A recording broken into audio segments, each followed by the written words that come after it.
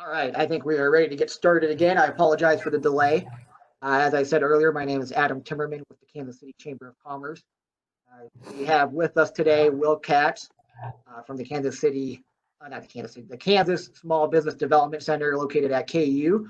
He'll be providing information to the group on existing programs for small businesses to help them get through this hard time. Joining Will is Christina Mies. Christina is also with KU, and she will be helping in the answer questions and any comments and questions you may have. At the bottom of the screen, you have a chat feature, and we'll help get those questions answered as soon as possible. But without further ado, that was my short redone intro. Will, I'll kick it off to you and we can get started. Apologies for the delay. That's all right. So I'm Will Katz, Director of the KU Small Business Development Center. I think I have one very important message at the very top of this, which is very simple. You are not crazy. This is a very difficult time, and I think we're all struggling to manage our businesses and struggling to understand what resources are available. It is not just you. I would also tell you that I'm not sure that there are magic buttons to push here. So if you're tuned in thinking that you're going to hang up from this call in 45 minutes with the solutions to all of your problems, I hate to be a disappointment, but I probably will be. If you know me at all, and maybe not very many people do, you would know that I am a crazy optimist. I think that we're resilient, and I think that together we can get through to the back of this. But I don't think it's going to be this weekend, and I don't even think it's going to be next week. I think it's going to be tough. Cash flow is probably already challenging for a lot of you, and I think it's going to be challenging for a while. You should definitely do everything that you can to preserve cash. That may mean asking for modifications on current loans, talking to people who are banking you now. It probably means having a financial triage plan in place. What are the things that you pay right now, and what are the things that you don't pay right now? I'm going to do my best to get some information to you, but I also kind of want to make sure that you understand what we can give you and what we can't give you. I have a little bit of personal experience with this. My first experience with the SBA disaster lending program was when the tornadoes hit Greensburg, Kansas. I think that might have been 2006. So it was a while back. I'm definitely not a subject matter expert, and I think my colleague Christina would probably say the same thing. I have provided what the SBA calls technical assistance on these disaster lending programs, but it's been a while since I've done that extensively. As Adam mentioned, and I mentioned, my colleague Christina Mies is on this call, and she's going to do her best to answer some of the questions in the chat section as we go. And Christina, hopefully you'll jump in and fill in some other blanks. But we are not going to do a perfect job of this, I can assure you. We're going to do everything we can, and our goal is basically to be here now. In other words, now is better than perfect, I think, because I know that you're all living in this information vacuum, and it's very uncomfortable. So we're going to do our best to put what we know out into this vacuum of information. I will tell you everything I know, but I might not be able to tell you everything you want to know. So with that caveat in mind, I want to talk about a few different programs. One of the most confusing things about this situation is that we're hearing about a lot of different programs. Some of them are new. Some of them are related to the stimulus bill, which, as Adam mentioned, passed the House here in the last hour and a half or so. I haven't checked to see if it's been signed, but I'm pretty sure it will be by the end of the day. So there are sort of these apocryphal stories or partial notions of programs that are in the stimulus, and then there are some other programs that are existing and in place. And so I want to try to list some of the programs and talk about where they fit on that spectrum. With any of the programs that are not in place, my caveat to you is that there is often a bit of a gap between ideation or legislation and then the implementation of that program.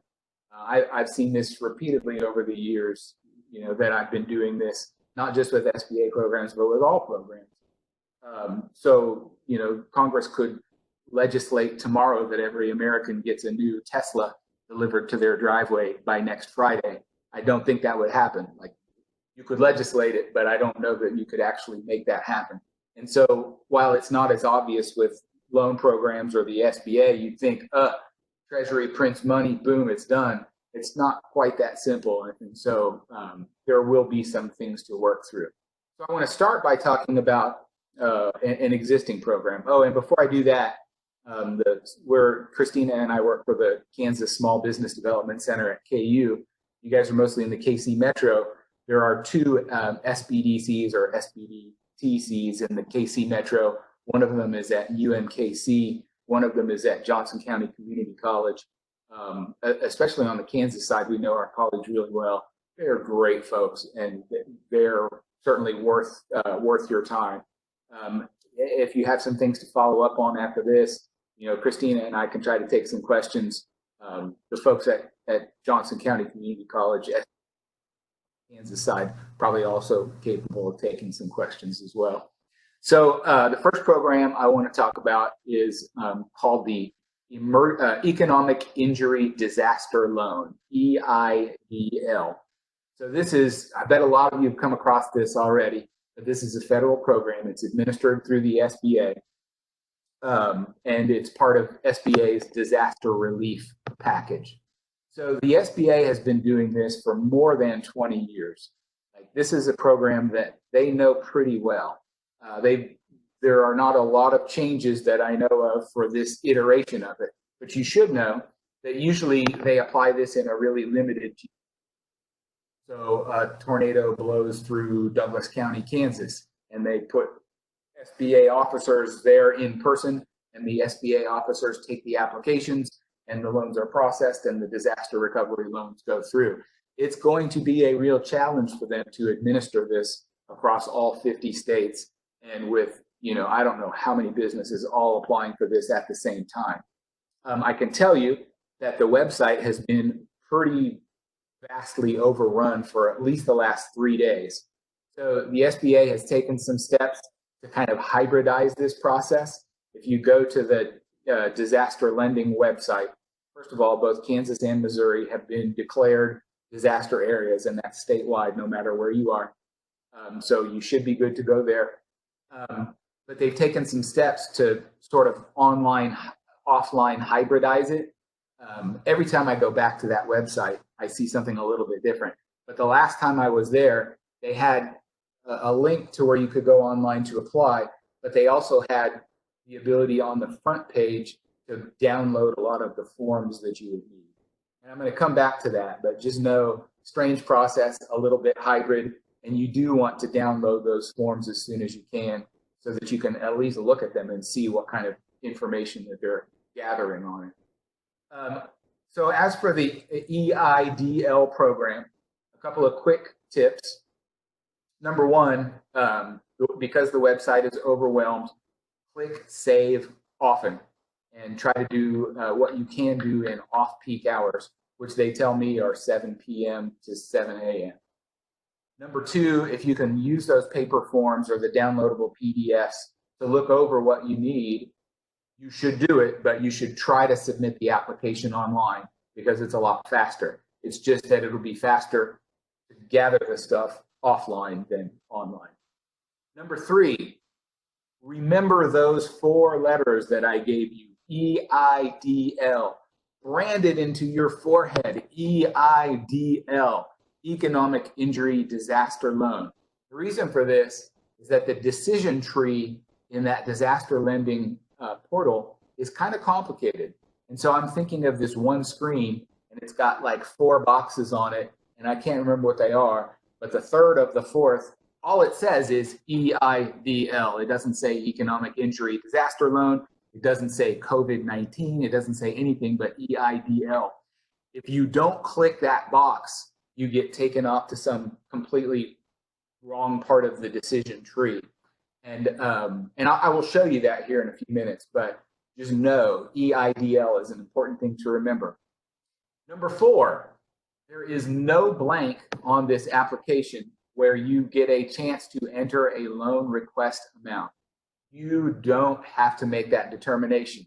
I can tell you that the SBA is going to estimate an amount, and it's going to be based on what they see in your tax return or your income statement. What they're using is revenues minus cost of goods sold. So it's gross profit. And they're looking at your annual gross profit divided by 2. They're looking at 6 months of gross profit. And that's their notion of what a business might need in working capital to get through a disaster situation such as this one. It is not set in stone. At some point in time in the process, a loan processor will call you, and you'll have the ability to talk with them about it. But that's kind of the baseline thing. I've had a lot of questions where people say, how do I tell them how much I need? How do I tell them how much I need? You don't. Number 5, most important thing, is that applying now does not obligate you to take the loan. So from everything I'm hearing, there's about a 3-week, possibly 4-week wait from when you submit the application until when you get called by a loan officer. Then there's another week or 2 process where they put together the closing paperwork. So you're probably talking 5 to 6 weeks before you actually close one of these loans. If at any time in that process, some better thing comes along, maybe something that was passed in the stimulus, you don't have to take this. It's also a no-fee application. So I don't think there's much of a downside to getting started on the EIDL application. I think it might be maybe one of the better things that a business could do right now. So that is the first program, and I'm going to come back to it. I've got a few slides that I want to show you on it. But one of the things I wanted to do is talk about various programs and kind of try to create a little bit of separation in your mind as to what they're supposed to do. The second program I wanted to talk about is called EBL, and this is an emergency bridge loan. This is also an existing program, and that is important to know. The existing bridge loan has the emergency bridge loan EBL program has been around since either 2017 or 2018, and it is a modification to SBA's widely used 7A loan guarantee program. So the EIDL, the Economic Injury Disaster Loan, is probably the only time in your life that you would ever borrow money directly from the SBA. Almost every other SBA loan that you ever hear about, talk about, or hear people talking about, the SBA acts as a guarantor, but the loan comes from a bank. That is also the case with this EBL. The loan comes from a bank. This is an extension of their 7A program where the bank loans and the SBA is a guarantor. This is going to be most easily applied to existing bank client relationships. In other words, if this is something that will interest you, you need to start by calling your bank, a bank that has some relationship with you. The eligibility period for this started March 13th of 2020, and you can take distribution of funds through March 13th, 2021. But you only have 6 months to apply for this EBL. The max loan amount is $25,000. I didn't mention this, but on EIDL, I think it's $2 million. It's a pretty big maximum. The emergency bridge loan is not. It is kind of a tied over plan. Max amount $25,000. Because the loan is small, no collateral is required on these loans. This is an SBA loan, but you should know that you are not required to already have an SBA loan. If you have a non-SBA line of credit or a loan with a bank, that is your banking relationship, and you can still ask them for this. This is not, oh, by the way, any kind of a revolving loan. It won't be done as a line of credit. It's just a one-shot deal for working capital. The terms can go up to 7 years. This is a very interesting and important point. Banks can make this choice, you can make this choice, but the loan proceeds from this EBL, this bridge loan, would be paid off when you receive your EIDL. Okay, so if you start now an application for an EIDL, and let's say that takes 6 or 7 weeks, you can also go to your bank and say, look, I've applied for an EIDL. I'd really like one of these bridge loans. Can I get $25,000, please? The bank may even write into that loan that if you get an EIDL, you have to use some of those proceeds to pay back this bridge loan. I think that's how most people are looking at this anyway. You could have both loans open and active for some period of time, but it's also possible the bank would want to be paid off. Because again, the EIDL is money from the SBA, the EBL is money from the bank. So this bridge loan, and I quote here, used to support survival and reopening of a business, where the EIDL has 30-year terms and a loan interest rate of 3.75 for a for-profit business, 2.75 for a not-for-profit business. This EBL, shorter-term loan, banks money, and they can charge you up to 6.5% over prime. This one will be credit scored in a different way from the EIDL, and they use SBSS credit scoring, and they tell me that your credit score has to be 130 on that. It's small business scoring system or something like that. So that's two programs. Again, I'm going to come back to the EIDL. The third thing I wanted to talk about, because I've gotten a lot of questions about it, I think that this might have come from one of the cabinet members who said that you could walk into any bank and walk out with a check for $10,000 inside of 3 days.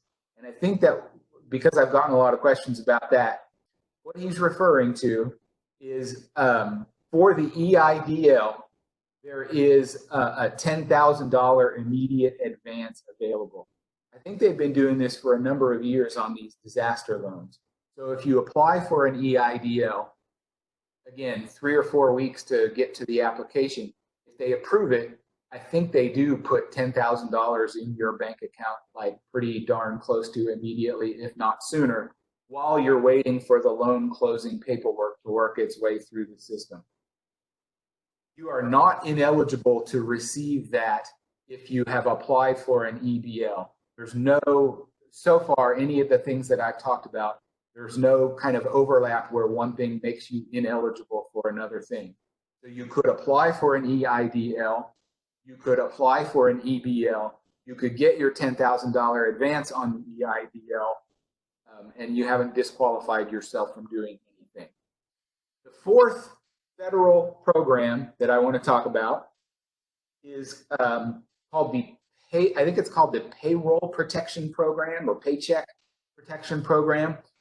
This is, I'm going to call this apocryphal. We have not received any guidance on this. They have not written any SOPs on this yet.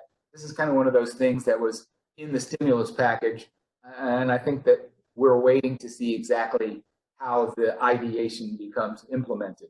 But by my reading, this is a separate program entirely, and this is the one that you may have been reading about, that is a forgivable payroll loan. So again, this is passed the House, waiting for the president's signature last time I looked. And I will tell you, I was on a conference call at the SBA district office at 1:30, and they just flat out said, we don't know when it would be available. This is where there are possible conflicts with other programs. And again, I asked the SBA, they didn't know, and I sure don't know. But one of the things that they got across to me was that the EIDL is kind of the cornerstone of all this. So if I were in your shoes, I would think very strongly about doing that EIDL application. Again, you can do that. You can get the bridge loan. And then if at any time somebody tells you that this forgivable payroll loan is available and it seems to be a better deal for you, just don't take the EIDL. Simple as that, because I have heard that if you take the EIDL, you may not be eligible for the forgivable payroll loan. That's a totally different thing, and you may decide that a forgivable loan is better. Great, just don't take your EIDL. So that is all super confusing, and Christina and I are spending multiple hours a day looking at this stuff and looking at it several times per day. For folks that are also trying to manage and triage their business, look, I feel for you. I think these are really anxious times. That's a lot of information. and it's not easy to kind of distill through it. But again, my opinion is just that EIDL is a cornerstone, and most businesses would probably benefit by getting that started. It's just a tool in your tool belt. It is not magical, but I think it might make some sense to get started. Oh, in fact, I will read you a chat from the SBA call I was on. So almost every business could or should apply for the EIDL. EBL could be a bridge to get to the receipt of EIDL funds. The payroll protection program is still being hashed out, but if a business can get that, maybe they simply don't take the EIDL when it becomes ready if they don't need to. Does that sound about right? That is correct, is the answer that I got to that. So I want to cut away to a very few slides, if that's okay. Do not want to bore you with PowerPoint.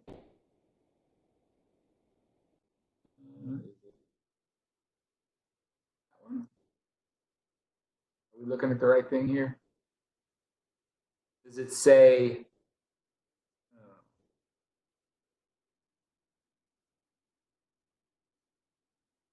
me try this one more time. Okay.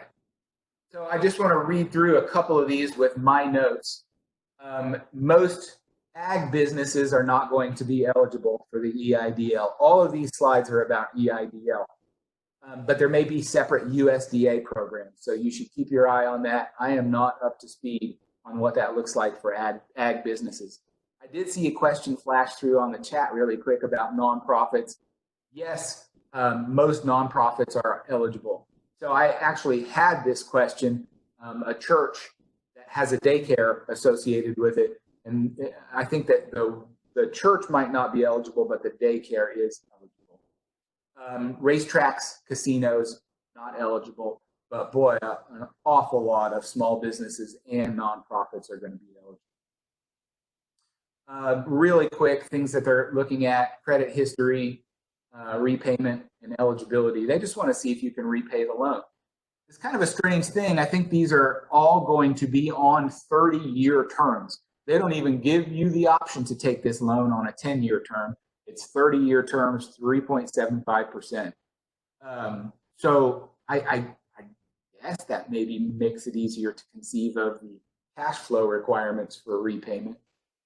It's a little odd for me to think about like the notion of a business that would take out one of these loans and keep all staff on payroll and then basically be mortgaged for 30 years to have taken on payroll for 2 or 3 months.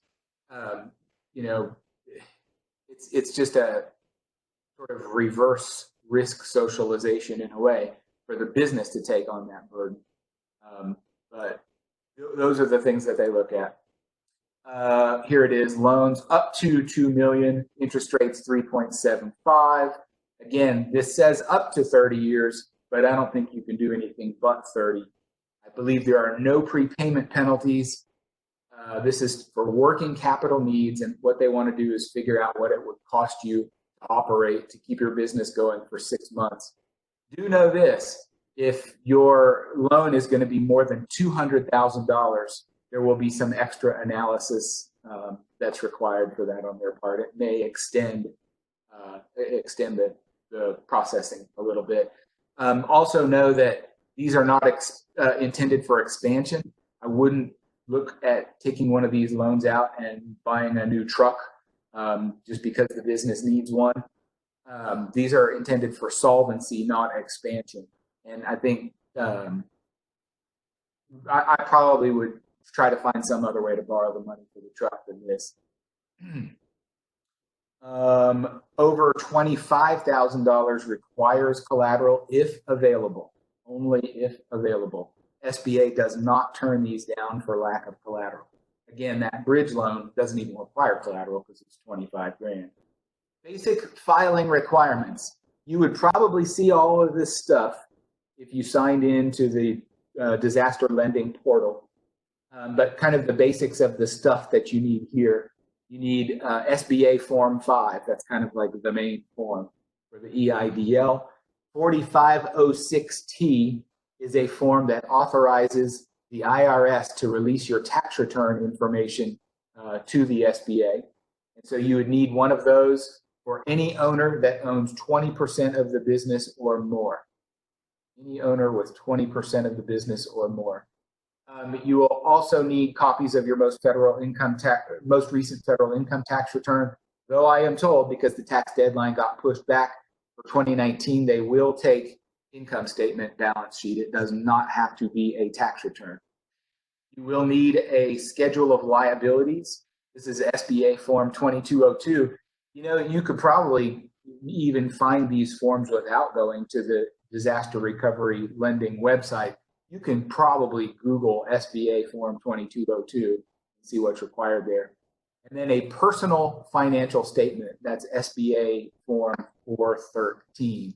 So you guys have probably seen something like this if you ever applied for a mortgage on a house. They want something very similar to that, a huge personal financial statement that lists your personal assets and liabilities.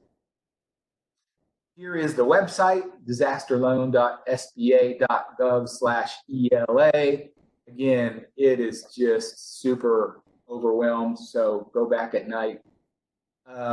They did mention that they're looking, the standard for these loans is that you should be in business for 12 months to be eligible. But they also said, tell people to apply anyway. If they've been in business 9 months, and especially like, let's say if it was a transfer of ownership, so the business has been around for 10 years, they're not, the 12 months in business is not a hard limit. It's not a hard minimum at all. Again, I mentioned this, no cost to apply, no obligation to accept if offered. One of the questions I asked was, how big is this program? They said they had allocated $18 billion to it. I don't think that's probably going to be enough, personally, just an opinion here. But this does seem like one of those programs that it would be likely to be extended, quite frankly. If the disaster loan program runs out at $18 billion, I strongly suspect there would be a federal push to extend that. This is what the portal looked like last time I was on it anyway. Whoops. So there's the apply online there. You're going to click there to register. There's just one more screen I want to show you, and it's not this one. Apply online. It's not that one. It's this one. So you probably can't see this. I barely can. There are two sets of radio buttons. The bottom set of radio buttons says, are you applying for, check all that apply. The third box is checked there, and it says economic injury, and then in parentheses, EIDL. That is the one you check. If you check one of these other ones, real property, business content, and I can't even read the other one, I think that's what takes you to the screens where they ask you the extent of your loss, and you get to choose some amount or something like that. The EIDL, as I mentioned, does not do that. You don't get to, they will calculate that looking at 1/2 of annual gross profits. I think I gave you the top takeaways already. I mentioned that there are no magic buttons here. We're just trying to give you some kind of way to think about the resources and a little bit of a framework for it. It is ridiculously confusing. It really just is. So many programs, and then so many references to apocryphal programs that don't even exist yet. I think most of you will be on the Kansas side. So I think this is a great thing. Kansas put $5 million in this program, the Hire Fund. It was for hospitality industry.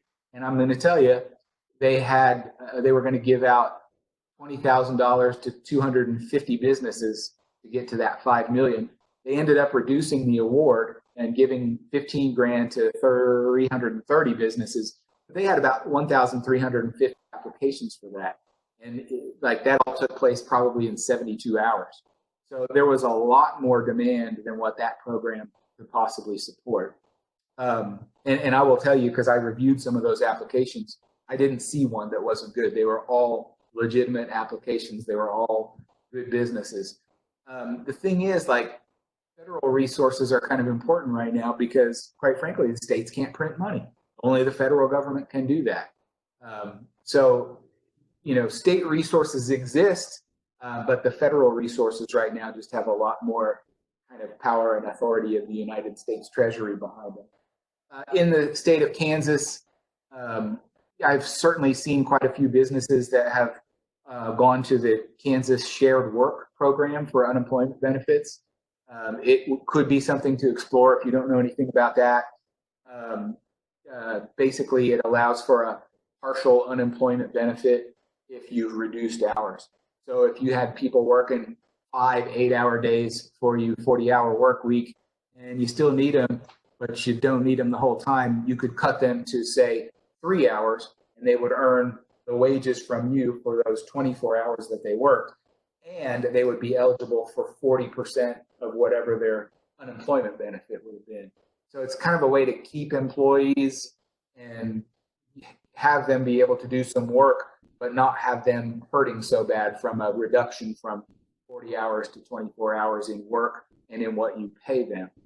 Another thing that the state of Kansas is encouraging is that if you are making unemployment filings for multiple employees, they are asking people to file by spreadsheet. So there's a spreadsheet available on their website.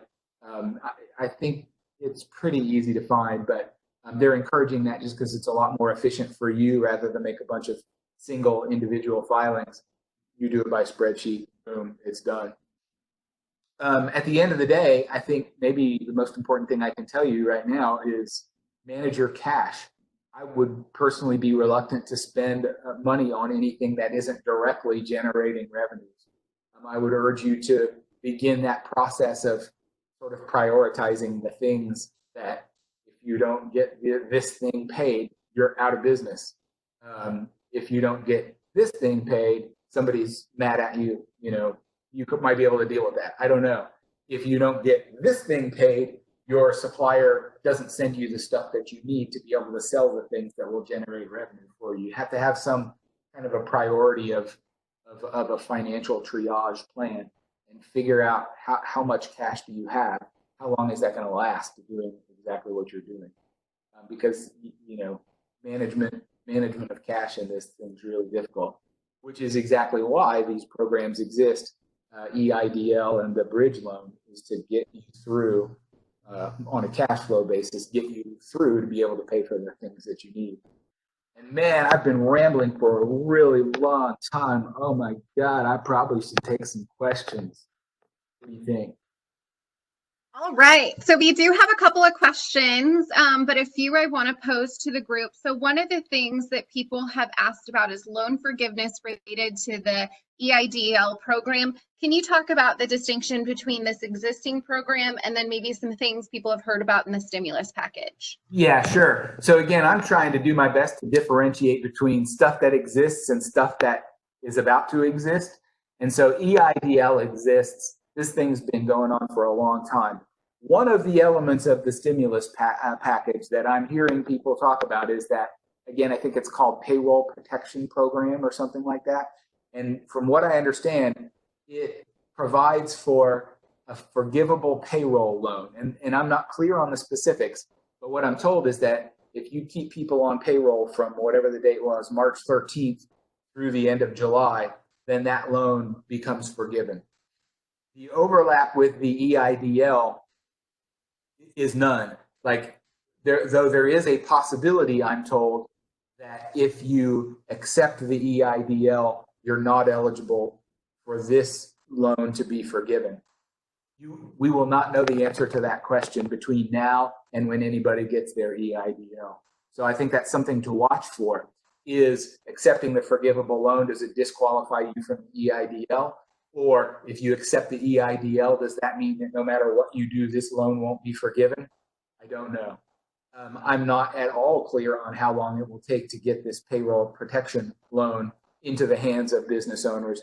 I'm not at all clear whether that's a direct SBA program like the EIDL or whether that's an extension of the SBA as guarantor like the 7A program, like the Express program, like the Bridge Loan program.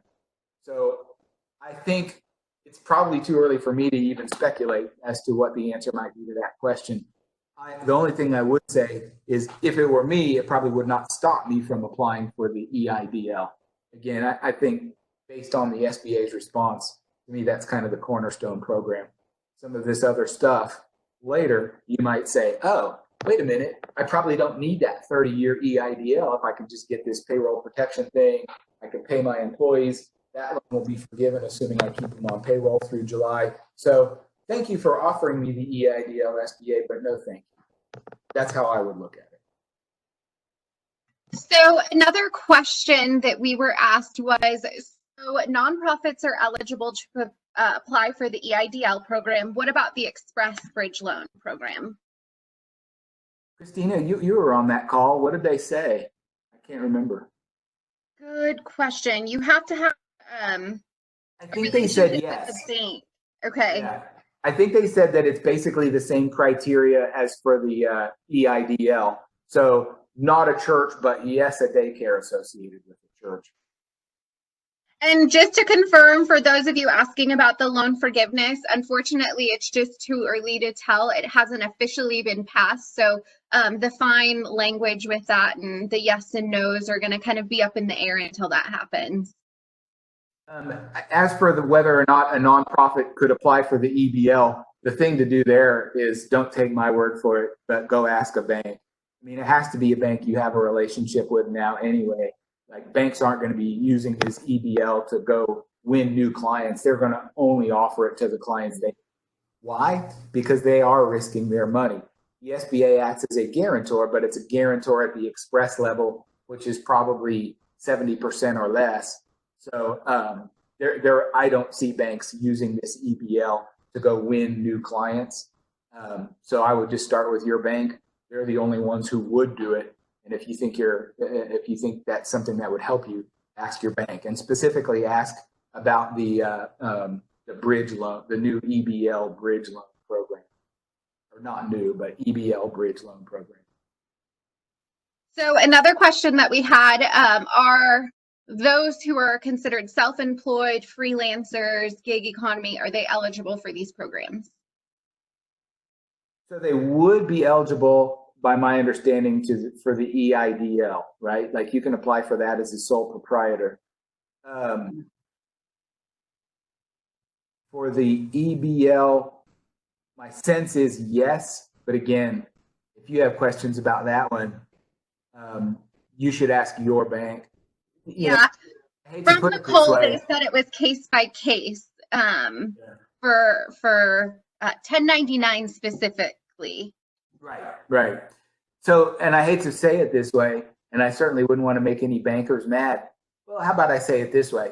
If you're applying for a home mortgage and you get turned down, you can apply for a bunch of them and you're still very likely to not get one, because that home mortgage market is very tightly regulated. And what you're getting, the differentiation in the marketplace of home mortgages is not that great. Any mortgage lenders out there, you probably hate me for saying it, but what you get from one is probably really similar to what you get from another. Surprisingly, believe it or not, the marketplace for commercial lending is a lot less regulated than it is for home mortgages, crazy as that sounds. And so, with SBA lending, again, especially the SBA as guarantor lending, more often than not, it's your bank policies that are going to be the hang up, not the SBA policies. This is my experience, reasonably vast in this area. There's a lot of stuff that the SBA would do, but that a bank probably wouldn't do. And so sometimes you go to your banker and your banker says, no, the SBA won't do that. Maybe they just misunderstand. Maybe they're looking for a gentle way to say no. But often the thing that you're held captive to is the bank, not the SBA. That's especially true in this case, because again, I don't see banks doing this for non-current clients. So I think the best course of action is to talk to your bank. So on question 15 of the EIDL application, what option should be selected if the loan is intended to cover loss of revenue? The available choice on the applications are limited. Are applicants limited to only these options? So I'm not familiar enough with the form to say, But I'm concerned that if there's a question about like what the injury is, if we got off on the wrong part of the decision tree, because my understanding was that specific to the EIDL, like they don't ask you to make that calculation. Does that make sense? Let me look at the question here. Question 15. So I think if it's the question I'm thinking of, it might just say economic injury or something like that. And I think, at least for now, probably you are limited to those options. Although I think for larger cases, you will have an opportunity to talk to an SBA representative when they're done processing your application the first round through. I see another one, spoke to my banker about EIDL has to be applied for through the SBA, and that is correct. Again, EIDL is direct lending from the SBA. The bank can't do it, only the SBA can. And it's also basically about the only time you'll get to do that in your life. Almost every other SBA program, it's through the bank. The bank loans you the money. The bank uses the SBA as a guarantor. Okay, I'm out of chat because it drives me nuts, Christy. But the Express Bridge loan, you do start that process with your bank. EBL is with a bank, absolutely. That's where you go to the bank. So those are the questions through the most part, for the most part, through the chat. Is there a way to open it up for anyone else that doesn't have the ability to write in the chat? Unfortunately, no. If they want to email me, my email is atimmerman@kcchamber, all one word, kcchamber.com. That's atimmerman@kcchamber.com. If you want to email me any questions you have, I can forward it on for you guys and get you a response and serve as any sort of medium that you need. If you have any other questions, you can add it to the chat really quickly or send them an email. Okay. Any information? Oh, sorry. I said I was going to get out of it. You read it, Christine. Is there any information out there about unemployment benefits for self-employed business owners? I'm only vaguely aware that that was among the proposals in the stimulus package. And I believe that it was among the proposals that was accepted. I don't have any specific guidance on it at all. I just haven't seen it. Been too tied up trying to find other stuff. I think it would be at least early next week before we get any information. So I think the questions related to the stimulus, stay tuned. You know, we'll all start to learn more as more kind of real data comes out, but we're trying our best to keep up to date with that. But right now, it's kind of up in the air.